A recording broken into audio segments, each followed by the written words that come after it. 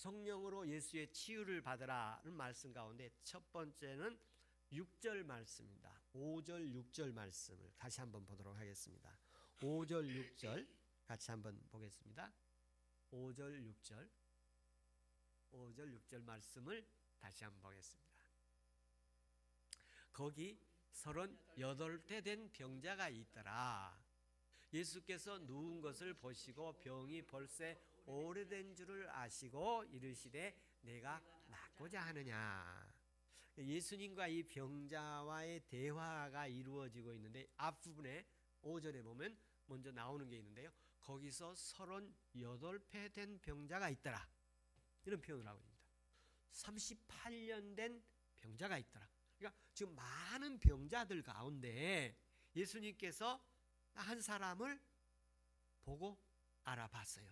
그런데 그 중에 한 사람이 병을 앓고 있는데 누워서 38년 된 사람을 보신 거예요. 그래서 이 38년 된 병자란 말이 있어요. 이게 어떤 의미가 있느냐? 우리가 그냥 쉽게 들어온 건 38년 아팠으면 오래 아픈 거죠. 오래 아픈 거예요. 그리고 38년 동안 병자로서 이렇게 있다면 평생 아픈 거예요. 평생 아픈 거예요. 그런데 이 38년이라는 말에 의미가 있어요. 우리나라도 38이라는 숫자가 있어요. 뭐죠? 38선. 그러면 38선 그러면 우리는 어떤 의미가 있어요? 분단. 남북한이 전쟁을 치르다 휴전을 하고 분단되어 있는 아픈 가슴 아픈 선이죠. 38선은 우리의 가슴 아픈 선이고 저게 언젠가 거두어지리라고 믿습니다. 예. 우리는 거기를 넘어갈 수도 없고 올 수도 없고 통제가 되고 있고 가까이 가도 안 되는 그런 우리 38선의 의미가 있는 것처럼 38년 된 병자 그러면 그 의미가 있어요. 어떤 의미가 있느냐면 성경을 찾아보면 신명기 2장 14절에 보면 이스라엘 백성들이 가데스 바네아에서 정탐꾼을 보내게 되어집니다. 이스라엘 백성들이 가나안 땅에 정탐꾼을 보내게 돼요. 그 정탐꾼을 보낼 때에 가나안 땅에 들어와서 10명은 우리는 거기 가면 죽습니다. 부정적인 보고를 하고 2명은 그들은 우리의 밥입니다. 긍정적인 보고를 하는데 결정은 어떻게 나느냐면 안 가는 거로 결정이 나죠. 그리고 나서 광야에서 몇 년을 머물게 되느냐면 38년을 머물게 돼요. 정확한 숫자로 표현을 합니다.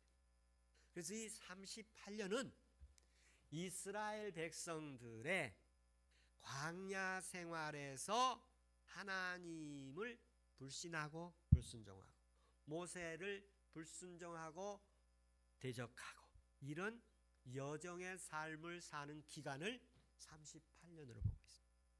그래서 예수님께서 많은 병자들 가운데 38년 된 병자라고 하는 것은 단순히 그 개인적인 사람도 이 의미가 있지만 당시의 이스라엘 백성들의 영적 상태를 의미합니다. 하나님을 향해 불신하고 불순종하고 대적하고 그런 삶을 살았던 이스라엘 백성들의 광야 여정에서 그들은 광야의 삶을 그렇게 살다 애굽에서 나온 20세 이상의 모든 사람들이 다 죽고 나서 가나안 땅에 들어가게 되지요. 그래서 이스라엘 백성들이 38년 동안 광야에서 하나님이 명령하신 약속의 땅을 들어가지 못하고 방황하며 살던 시기가 38년.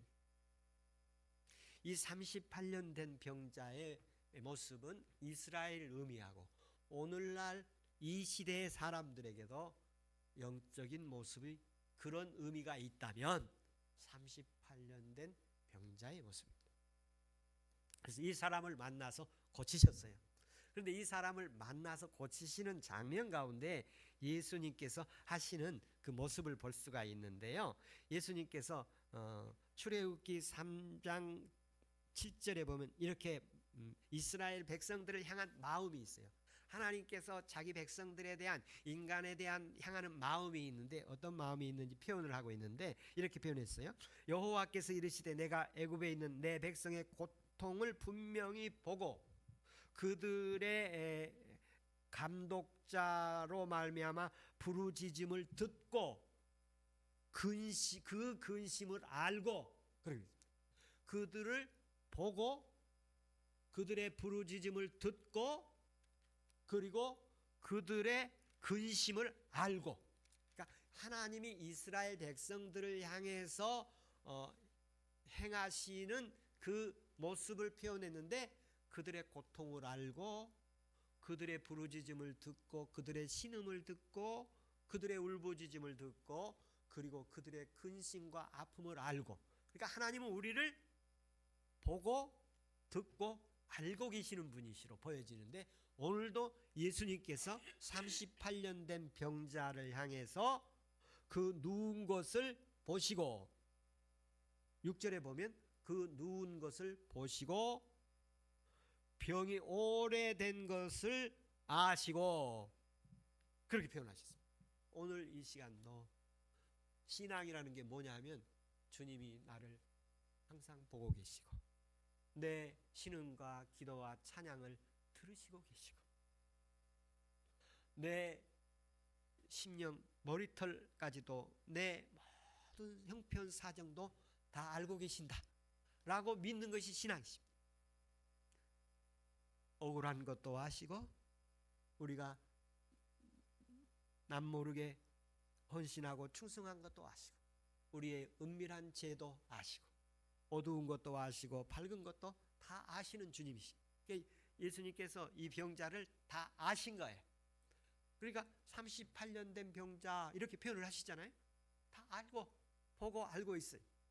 그리고 그 사람에게 예수님께서 이렇게 말씀하셔요. 내가 낫고자 하느냐? 이렇게 물으십니다. 그 사람의 마음 상태를 진단하고 있어요. 네가 낫고자 하느냐? 그러면 네가 건강하게 되기를 원하느냐? 너도 물속에 들어가서 이렇게 누군가가 천사가 와서 물이 동할 때 자기가 먼저 이렇게 탁 들어가서 낫고 싶은 마음이 간절하니까 거기 다 있는 거 아니에요? 기회를 가지고. 그런데 바디메오 사건이 있어요. 우리 성경에 보면 이와 유사한 사건이, 바디메오 사건이 내가 무엇 해주기를 원하느냐? 예수님께 그 바디메오에게 그래요. 그러니까 내가 보기를 원합니다. 그러니까 내 믿음이 너를 구원하였느니라. 다시 보라. 그랬더니 그가 다시 보게 되었어요. 오늘도 내가 낫고자 하느냐? 지금 그 마음을 진단해 보시는 거예요. 우리가 병원에 가면 이렇게 진단하잖아요. 의사가 먼저 살피고 뭐 안 되면 엑스레이 찍이고 그 다음에 안 되면 CT 하고 그 다음에 안 되면 MRI 하고 뭐 이렇게 안 되면 더 알아보려고 더 알아보고 진단해서 괜찮습니다. 여기가 좀 이상하네 이렇게 치료를 하잖아요. 그러니까 낫고자 하느냐? 그러니까 이 사람이 마음이 진단이 돼요. 그 사람의 영혼 상태가 진단이 돼. 어떤 게 진단이 나오느냐면 7절 말씀이 있어요. 7절을 같이 한번 성경에 보겠습니다. 7절을 같이 한번 읽겠습니다. 7절 같이 한번 읽도록 7절 말씀을 계속 띄워주십시오. 7절 말씀. 병자가 대답하되 주여 물이 움직일 때에 나를 못에 넣어주는 사람이 없어 내가 가는 동안에 다른 사람이 먼저 내려가나이다. 참, 이 사람이 갖고 있는 모습을 보면 이 사람 예수님께서 38년 동안 알았으면 낫고자 하느냐? 그러면 여러분 일반적인 대답은 뭐라고 그러겠어요? 예, 낫고 싶습니다. 아마 그게 일반적인 대답일 거예요. 네, 건강하고 싶으냐? 예, 건강 좋다. 정말 빨리 낫고 싶습니다. 저요, 나를 도와주십시오. 이렇게 얘기를 해야 될 거라고 보여져요. 그런데 이 사람의 대답은 뭐라고 그러냐면 주여 물이 움직일 때 나를 못에 넣어주는 사람이 없고 내가 가는 동안에 다른 사람이 먼저 내려갑니다. 어떻게 대답을 하고 있어요? 낫고자 하느냐 그러니까 아이 나 못 낫고 있습니다. 나 안 되고 있어요. 왜 안 되냐면요, 다른 사람들 때문에 나 안 되고 있어요. 그리고 내가 그렇게 빨리 못 들어가는 사람이에요. 그러면서 매우 낫고자 하느냐 그런데 사실 자기 불편, 원망, 다른 사람 비난, 자기의 억울함, 뭐 자기의 비애, 그냥 자기 형편 사정을 얘기만 하고 있는 거예요. 그러니까 다른 말로 말하면 엉뚱한 얘기만 하고 있는 거예요. 예수님은 네가 낫고자 하느냐? 그럼 무슨 대답을 원하겠어요? 낫고 싶습니다. 그 말을 원하잖아요. 근데 이 사람은 물이 천사가 잘 안 내려와요. 그리고 내려온다고 그래서 그런들 저보다 몸 좁은 사람이 여기 많아요. 누가 먼저 훨씬 더 이 사람은 누워 있다고 그랬잖아요. 그러니까 뭐 거기는 여러 병자들이 있으니까 다른 사람이 먼저 내려갑니다. 그럼 내가 가려고 할 때 다른 사람이 먼저 들어갑니다. 이런 얘기를 하고 있는 게 당시 유대인들이 가지고 있는 대중적 신앙, 미신적 신앙을 의미하기도 합니다. 오늘날 그리스도인들에게도 예수 믿으면서 이런 면들이 38년은 그의 전생애지만 하루하루 살아갈 때 순간순간 이런 순간은 우리에게도 있을 수 있습니다. 이 38년 된 병자의 대답을 통해서 인간의 내면 상태, 영혼의 상태를 노출시키고 있는 모습입니다. 인간이라는 게 하나님 앞에 이렇게 운명주의, 패배주의, 그리고 자기 인생 가운데 나는 해도 뭐 안 돼요, 자기 비하, 자포자기, 이런 모습들로 이 인간의 모습이 어두워져 있는 내면의 세계를 말씀하고 있습니다. 우리 자신도 한번 내 속을 상태를 한번 살펴보고 낫고자 하느냐 그러면 여러분 뭐라고 대답할지. 내가 너를 장차 하나님의 위대한 복음의 일꾼으로 전도자로 쓰리라 그러면 뭐라고 할지. 주님 저 말고 다른 사람 낫게 하십시오. 여기서 여러 병자가 있는데 이 환자는 뭐냐면 너 낫고자 하느냐니까 나는 틀렸습니다. 다른 사람 먼저, 여기 보십시오, 다른 사람이 먼저 다 하지 않겠습니까? 이런 의미들이 더 응용해서 우리가 한다면 나 말고 다른 사람, 여기서 믿음 나보다 좀 더 나은 사람들 많이 있지 않습니까? 이러면서 여러 가지 변명 또 비신앙적 태도들을 보이는 모습을 이렇게 말씀하고 있습니다. 오늘 우리의 영혼에 예수 그리스도로 인해 주님이 말씀하시면 언제나 아멘 하면서 주님의 기쁨과 열정, 뜨겁기를 축원합니다. 한국 교회가 그 코로나로 인해서 많은 변화가 사회적으로 있잖아요. 그런데 한국 교회도 많은 변화가 있는 거예요.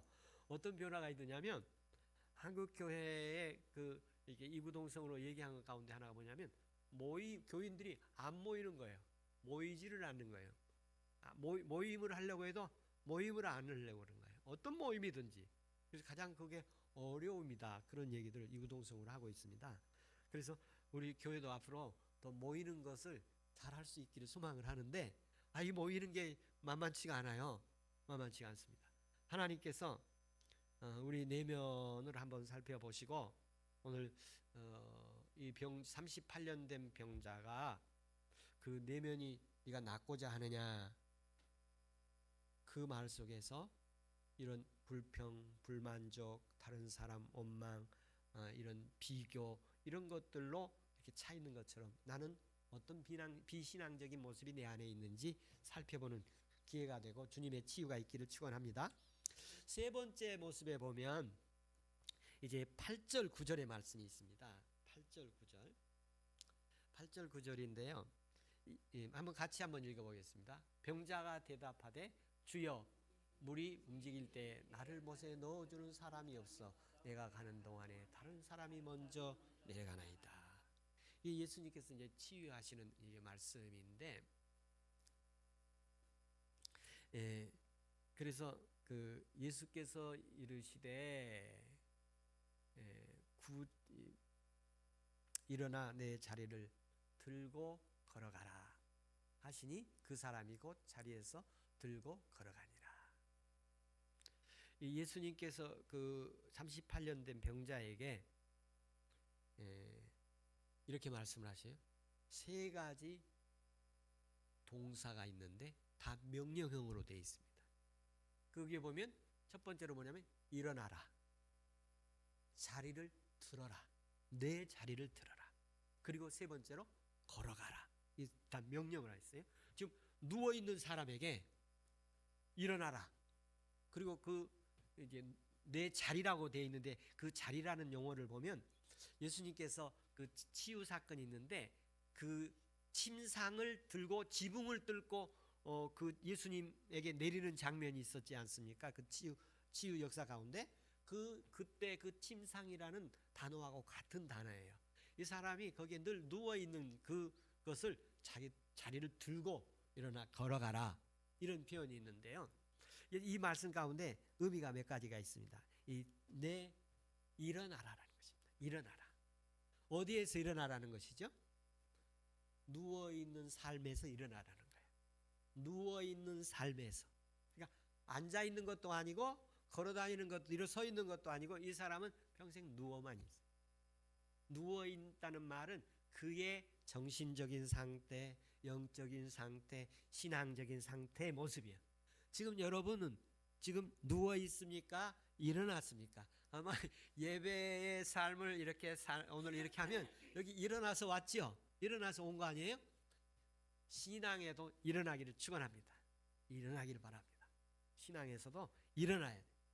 그래서 일어나려면 먼저 뭐가 있어요? 깨어나야지요.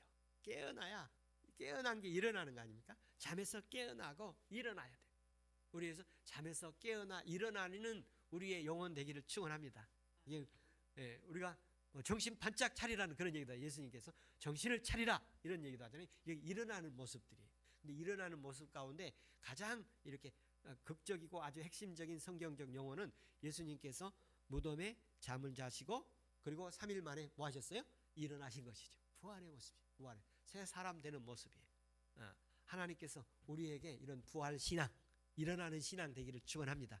이게 넘어지는 신앙이 아니고 자빠지는 신앙이 아니고 잠자는 신앙이 아니라 일어나라 이렇게 얘기를 하십니다. 두 번째 말씀 가운데 하나가 있는데 내 자리를 들고 자리를 들고 38년 동안 그냥 거기에 누워 있었어요. 자기의 운명을 들고 일어서라. 자기의 삶, 자기의 인생을 들고 일어나라는 것입니다. 자기의 인생을 들고. 근데 여기 가운데 그 사도행전 3장에서 베드로가 구걸하는 사람에게 내가 일어나라 그러니까 일어나 걸으라 그러니까 일어나 걸어가지고 성전에 뛰어들어가 하나님을 찬양했잖아요. 그리고 이제 소경 같은 경우는 자기 겉옷을 버리고 이런 표현이 있어요. 그거는 버리고 이런 여러 가지 그 성경적 치유 사건의 표현들이 있는데 여기는 자리를 들고 일어나는 말이 굉장히 의미가 있어요. 자기의 인생, 자기의 운명, 자기의 환경, 자기의 처지, 자기 형편을 들고 일어나는 것이. 들고 일어나는 걸 극복해내게 하신다는 거예요. 우리가 이렇게 생겼고 내 조건이 이렇고 내 형편이 이렇지만 그 들고 가게 하신다는 거예요. 그걸 감당하게 하신다는 거예요. 우리의 형편과 상황, 조건들을 다 사람들마다 다 바운다리가 다 있지 않습니까? 그걸 하나님 그 사람에게 감당하게 하시고 그걸 들고 가게 하신다는 역사입니다. 우리에게 주은 운명, 우리에게 주어진 인생, 우리 주님이 우리로 들고 걸어가게 하신 역사 있기를 축원합니다. 우리 영동교회에게도 하나님께서 일어나라고 하시고 이 영동교회 삶 이 자체를 우리가 여기에 그냥 누워있는 게 아니라 이걸 들고 주님께 더 나가는 역사가 있기를 소망합니다. 그리고 걸어가라 하신 건데 이건 행동하라는 것입니다. 행동하라. 앞으로 가라는 것이죠. 걸어가는 건 앞으로 가는 것이지 않습니까? 진전하라는 것입니다. 내 진보를 보이라고도 얘기하고 한 걸음 올해도 한 걸음 더 나가고 내년에도 한 걸음 더 나가고 은혜 있기를 축원합니다. 하나님께서 그래서 이렇게 되어지면 어떤 상황이 오느냐면 자립하는 거예요. 자립. 국제 원조 받지 않고 살고 다른 사람 도움 받지 않고도 살고 스스로 자립하는 신앙인 거예요. 스스로 성경 보고 스스로 기도할 수 있고 스스로 전도할 수 있고 스스로 성경 볼 수 있고 스스로 예배할 수 있고. 이거 하다 보니까 생각이 나네요. 예전에 우리 교회에서 이제 주일 예배 되면 대표 기도가 있었어요. 지금은 하지 않고 있습니다만. 그러면 그 이제 교회에서 직분 있는 사람들을 기도 순서를 이렇게 하게 되잖아요. 그러면 어떤 분은 부담 없이 하시는 분도 있는데 부담은 다 있을 수 있어요. 그런데 그 부담이 조금 있는 분이 있고 많이 있는 분이 있고 그러겠죠. 그런데 그 중에 진짜 많은 분은 뭐냐면 아내에게 나 기도 안 써주면 나 기도 안 할 거야. 그러면 아내가 늘 기도문을 써줘서 기도를 하는 그런 모습도 내가 본 적이 있어요. 여러분 스스로 기도할 수 있는 은혜 있기를 바랍니다. 스스로 자립의 신앙을 자리를 들고 걸어가라. 일어나 자리를 들고 걸어가라. 스스로 자립을 할 수 있는. 그래서 문제가 해결되어지는 그런 역사가 우리에게 있기를 축원합니다. 그래서 예수님께서 이 사람에게 곧 자리를 들고 일어나 걸어가니라 결과물도 보여주십니다. 하나님께서 오늘 은혜 주시기를 축원합니다. 할렐루야. 오늘 말씀을 다시 한번 보면 예수님께서 이 사람을 만나서 38년 된 병자. 그 38년 된 병자. 그래서 제가 제 개인적으로 이 38년 된 병자라는 그 의미가 어떤 의미가 있는가를 보면서 38년 동안에 이스라엘 백성들이 광야의 여정에 있었던 모습이구나. 하나님을 불순종하고 또 하나님을 불신하고 모세를 불신하고 대적하고 그런 모습이구나. 그런데 그 사람들이 다 20세 이상의 그 애굽에서 물들었던 신앙 사람들이 다 죽고 새로운 사람들로 가나안에 들어가잖아요. 오늘 주일을 계기로 해서 이런 38년이 끝나고 이제 자립하는 신앙으로 가나안 땅에 들어가서 가나안 땅이 천국을 의미하지 않습니까?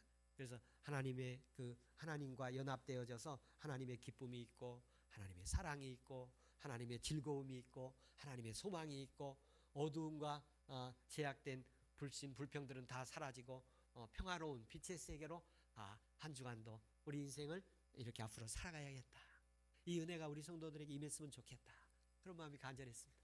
여러분 이제 38년 된 자리에서 우리 일어나기를 축원하고 그 자리를 들고 걸어가는 자립하는 신앙 되기를 축원하고 그래서 육신의 질병이나 육신의 연약함들 이런 것들도 다 주님 안에서 해결되기를 축원하고요.